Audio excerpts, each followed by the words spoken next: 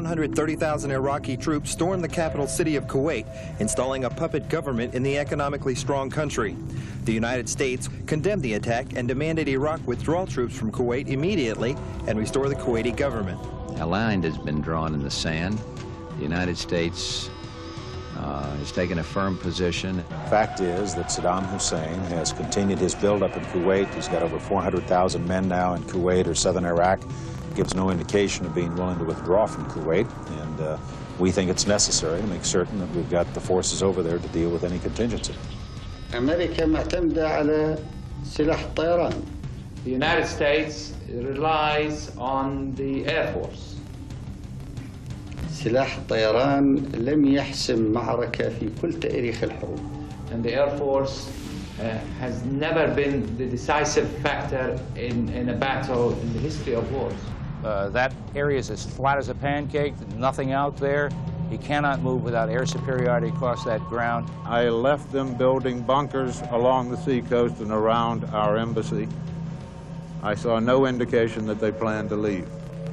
There's not going to be Panama or Grenada or a Rambo-like movie. This is going to be a bloody, long, terrible war. We will take probably heavy casualties if we go up against a sophisticated heavy force. You're going to have a major bombardment, by all means possible, against the dug-in forces along the Kuwaiti-Saudi Arabian border and against the reinforcing forces. You create a situation that forces his reserves out of their defensive positions, get them out in the open and moving where we can make use of our superior intelligence, our superior weaponry, and our air power, particularly our air power, to destroy him out in the open. You start with a strategic air campaign to hit strategic targets in Iraq. Our aim is to ensure that if force must be used, it will be used suddenly, massively, and decisively. It will be a killing on both sides, not on one side. If there is any bloodshed, I can assure you, Saudis will take it before their friends. War is bloody.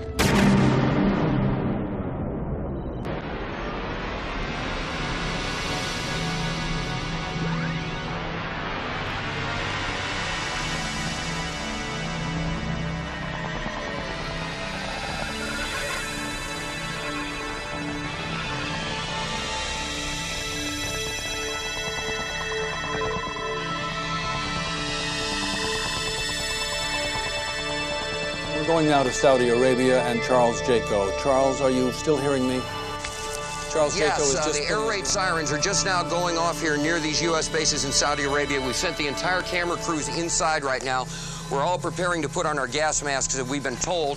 There are sounds of planes overhead. We don't know whose planes there are, but air raid sirens are going off insistently. There are military convoys on both sides of me. We're being told to get off this platform and get inside into the air raid shelter immediately. But right now, everyone's been training for this, and it looks like we may have to. The skies over Baghdad have been illuminated. We're seeing bright flashes going off all over the sky. Just 2 hours ago, Allied air forces began an attack on military targets in Iraq and Kuwait. Short again. Oh, yeah. Oh, that one was a shack.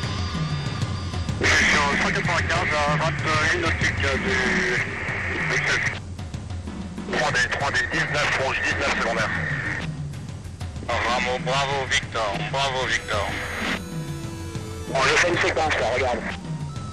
Our strategy to go after this army is very, very simple. First, we're going to cut it off. Hello. And then we're going to kill it. I'm now going to show you a picture of the luckiest man in Iraq on this particular day. Keep your eye on the crosshairs. Right there. Look at here. Right through the crosshairs. And now in the rear view mirror. We found a whole group of trucks and oil barrels and APCs that they hadn't dispersed. And that was, of course, very much of a fun mission because you can actually see what you're hitting and parts of trucks, flying all about. That was very rewarding, so to speak. 5 months ago, Saddam Hussein started this cruel war against Kuwait. Tonight, the battle has been joined.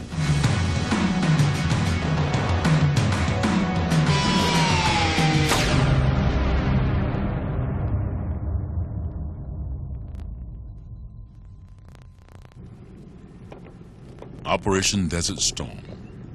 Soldiers will remember it as the 100-hour ground war, and history books will record it as the first air war to carry on for more than a month before ground troops fully engaged. Saddam Hussein promised to make it the mother of all battles, and it was. 6-6, this is 7-2. I got guys off my nose about 600 meters jumping up in the air. However, the Iraqis were at a great disadvantage. Saddam's troops eventually lost the will to fight as the might of the coalition brought Iraq's war machine to its knees. Iraq's army is defeated. Our military objectives are met. And soon, we will open wide our arms to welcome back home to America our magnificent fighting forces. We came, we fought, we won. Those were the words of the American troops.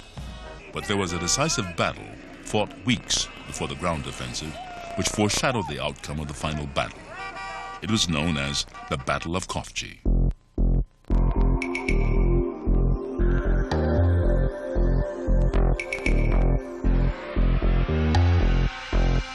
Khafji is located just inside Saudi Arabia on the Kuwaiti border, just a few miles from where Saddam's troops were dug in.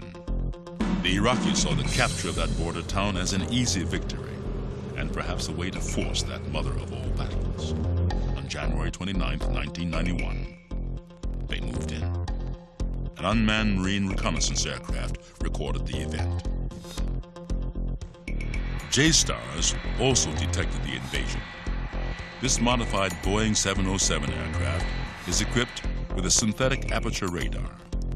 It can track moving targets with pinpoint accuracy and relay that information to command and control centers or airborne attack aircraft. This is a J-Star's visual representation of a column of Iraqi armored vehicles. In the air, AC-130 Spectre gunships also found the Iraqi columns, which became targets. A Marine airborne forward air controller had visual contact and passed the information to the gunship. What he did is he told us, hey, we got a bunch of Iraqis coming into Khafji, a bunch of armored vehicles, and for your tasking this evening, he wanted us, basically told us to take on anything north of the town. What resulted with that, we got a lot of vehicles and personnel carriers that were moving south down towards the southern part of Kuwait. We also identified looked like a convoy of probably somewhere around 25 to 30 vehicles that were running east-west along the border. And once we got clearance, we were able to fire on those also.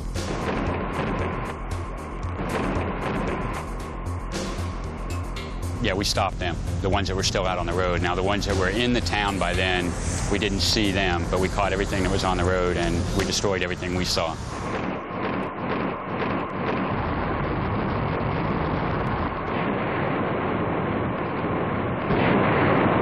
There was a whole lot of AAA coming up at us, but the good thing for us was when we had gotten there, this was the first night of the assault that the Iraqis made. So they didn't really get the real heavy stuff in yet. It was like more of their lighter equipment was in place. I would tell you I don't think that battle is over by a long shot. I expect a lot more fighting will probably occur tonight.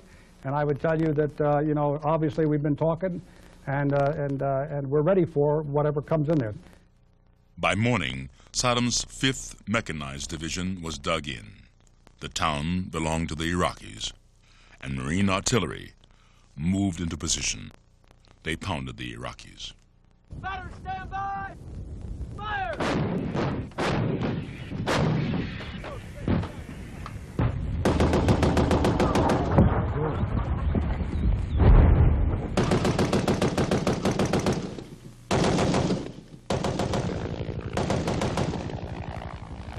Marine Cobra helicopters moved into the city, destroying Iraqi tanks and armored personnel carriers. They also targeted Iraqi spotters hiding in parts of the city. Bad thing, I've got the tank over here. Bad thing, I got a tank over here. I want to take it out. Get it right down there, right 2 o'clock. There, take it. Now, that's it. Take it out.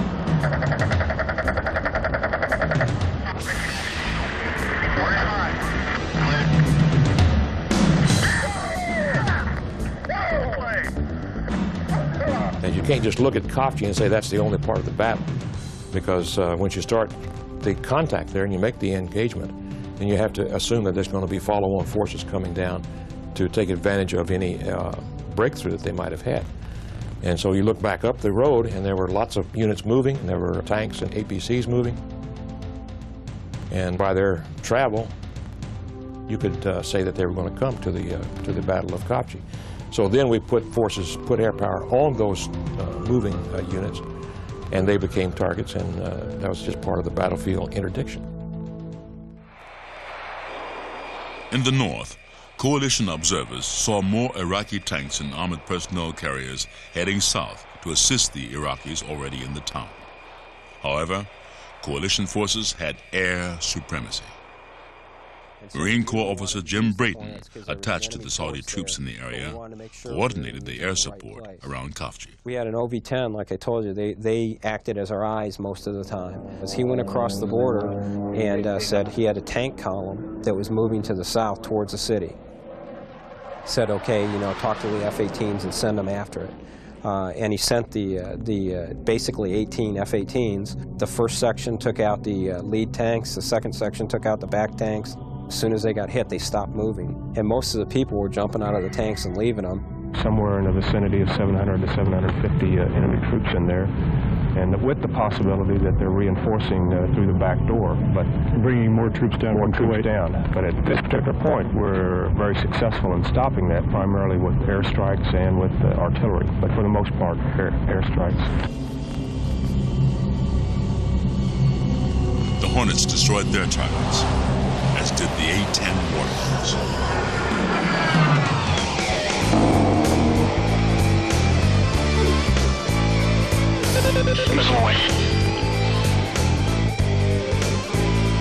We came across an armored column that stretched a good couple of miles long. Probably, we could count between 20 and 30 armored vehicles on the road.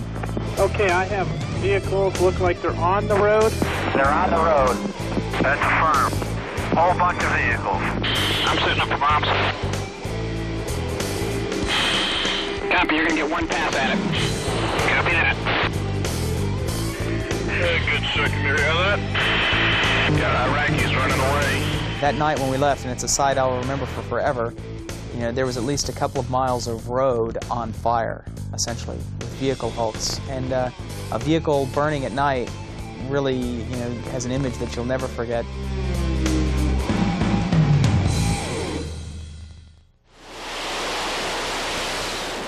A whole spectrum of coalition aircraft was effectively employed during the battle. We're now beginning to see them cut their vehicle convoys down to 5 and 10 vehicles at a time. Clearly some indication they're trying to minimize the target they present to our friendly air. A major lesson learned from Khafji is that air power can effectively attack moving ground forces, even when those forces attempt to hide under the cover of darkness. The Battle of Khafji brought home certain lessons, certainly for the Iraqis. One is they had no sanctuary for movement of large number of forces at night. Joint Stars was going to pick them up, and air power is going to pick them off. They kept repeating a phrase which the Saudis roughly translated as no more air, no more air. When they saw the air, they would hunker down by the vehicles. They'd try to get under something. Even though they were our prisoners, they were still frightened by the sound of the attack air coming by them. By the use of air power and the effective use of air power on them, they lost their will to fight. And so I think air power early on caused that. And then once they got into the battle, they saw it firsthand, and they definitely lost their will to fight. What is the situation now, sir? Khafji is all clear. Now we are controlling it, and we have everything as it was before. There was a lot of interdiction from our side, which stopped their major attack, and that was the main important thing for us. With air power stopping any Iraqi reinforcements, the Saudis retook the town of Khafji 2 days after the Iraqi attack. Shot-up armored personnel carriers and tanks littered the town. About 500 Iraqis were captured, others died. Victory was not without a price for the coalition. 11 Marines and 15 Saudis died during the battle, and a gunship was shot down, losing all 14 on board. However, with the offensive at Khafji crushed, any Iraqi plans for heavy bloodshed or political gains also vanished. In many ways, the Battle of Khafji was downplayed at the time.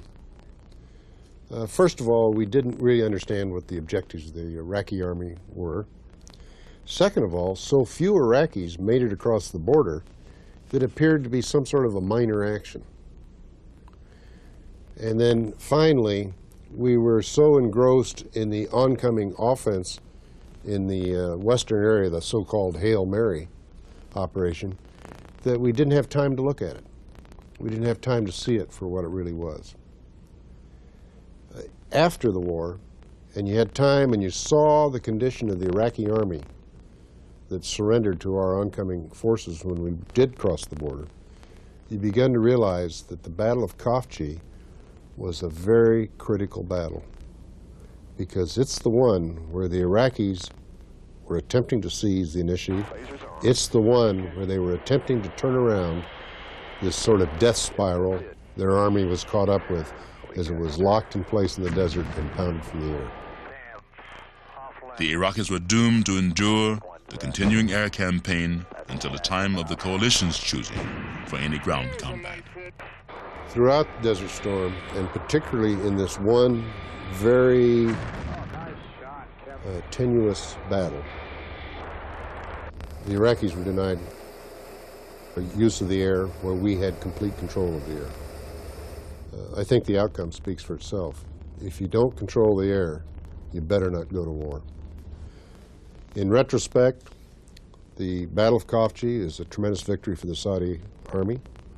It's a tremendous victory for air power, and it's a tremendous victory overall in terms of what happened in Desert Storm, because it laid the final nail in the coffin of the Iraqi army. Today, the Battle of Khafji is still being fought on computer. Do you want me to then kill the sim right when the bombs hit? The Air Force analyzes these and other battles to find out the best way for air power to support the Joint Force Commander. Future battles are fought before they happen through computer simulation, so the United States can assure victory in any conflict, anytime, anywhere. During the night of January 29th, the Iraqi army launched more than 2 divisions toward the small border town of Khafji. As you have just seen, the battle covered by the press was only the tip of the iceberg. The Iraqis launched their attack under the cover of darkness, but Joint Stars identified the rear elements of the Iraqi army moving to penetrate coalition lines. Coalition aircraft were quickly redirected by the Joint Force Air Component Commander to halt this potentially disastrous Iraqi offensive. That night and into the next, our airmen flew hundreds of attacks against the Iraqi armor columns that were dozens of miles behind enemy lines. The outcome was swift and decisive. Today, we are continuing to update our models to understand and teach the lessons that we all need to learn from Desert Storm. The battle at Khafji demonstrated what airmen have known for a long time, that air power can provide the heavy punch needed to stop enemy armored thrust dead in their tracks.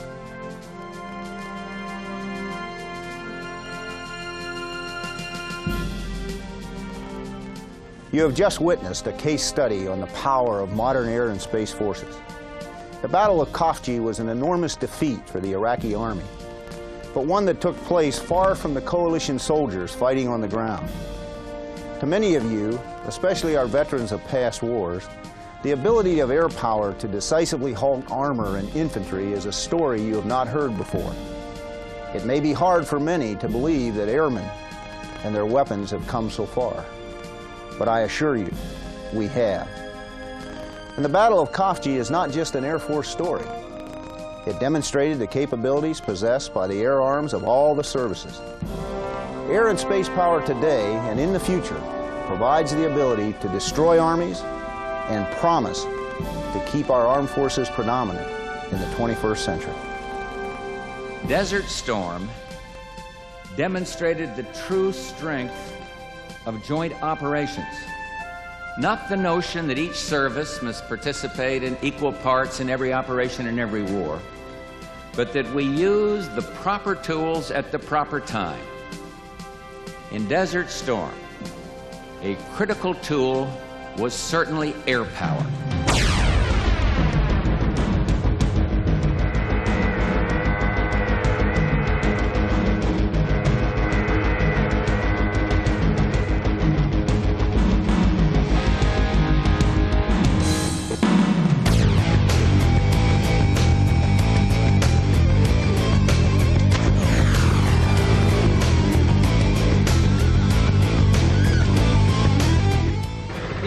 Come across that border and come down here, I'm completely confident that we're going to kick his butt when he gets here. It would be a massive destruction to the American lives as well. When you get up there, you know, and you kill all the tanks, try and leave a few for the Army, okay? They want to come. Let's go get him, General. You better believe it, we're going to do that. I'm often amused when I hear people talk about the 100-hour war. There wasn't a 100-hour war. There was a 1,000-hour war, of which 90% of it was done from the air. Hello. A little bit of chaff. Let's beat feet. Here's egress and east.